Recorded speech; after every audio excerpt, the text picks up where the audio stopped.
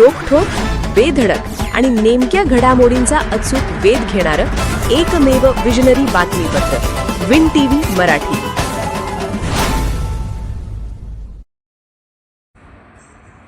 वारणा कोडोली परिसरात डॉक्टर बाबासाहेब आंबेडकर यांची 135वी जयंती विविध कार्यक्रमांनी उत्साहात साजरी.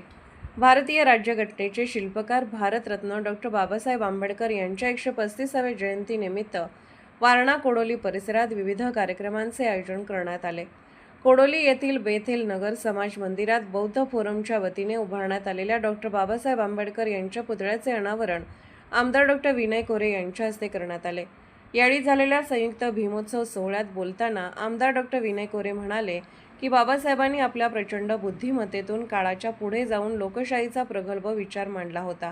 शिका, संघटित व्हा आणि संघर्ष करा या त्यांच्या विचारांपैकी संघर्षाची वाटचाल गतिशील झाली असली तरी शिकून संघटित होण्याची भूमिका मागे पडत असल्याची खंत त्यांनी व्यक्त केली.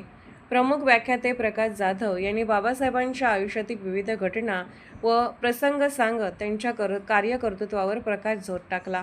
वारणानगर येथील शास्त्री भवनात संयुक्त भीम गर्जना मित्रमंडळाच्या वतीने प्रतिमा पूजन तर महात्मा गांधी चॅरिटेबल ट्रस्टच्या वतीने रक्तदान शिबिराचे आयोजन करण्यात आले होते. यावेळी भीमगीतांची सांगीतिक मैफल रंगली. आमदार डॉक्टर विनय कोरे यांनी प्रतिमेचे पूजन करून विनम्र अभिवादन केले. बहिरेवाडी येथील सन्मित कॉलनीत समाज परिवर्तन मंचच्या वतीने प्रतिमा पूजनासह विविध कार्यक्रम पार पडले. यावेळी वारणा साखर कारखान्याचे संचालक रवींद्र जाधव, सरपंच व युवा नेते अमेय जाधव यांनी अभिवादन केले.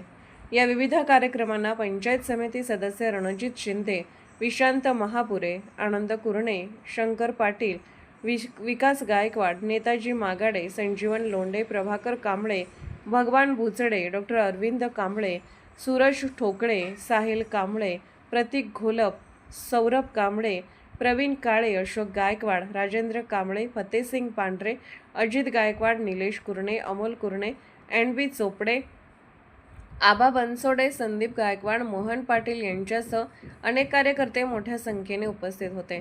सायंकाळी भव्य मिरवणुकीने भीमोत्सवाची सांगता करण्यात आली. विन टीव्ही मराठीसाठी वारणानगरहून बाबासाहेब कावळे.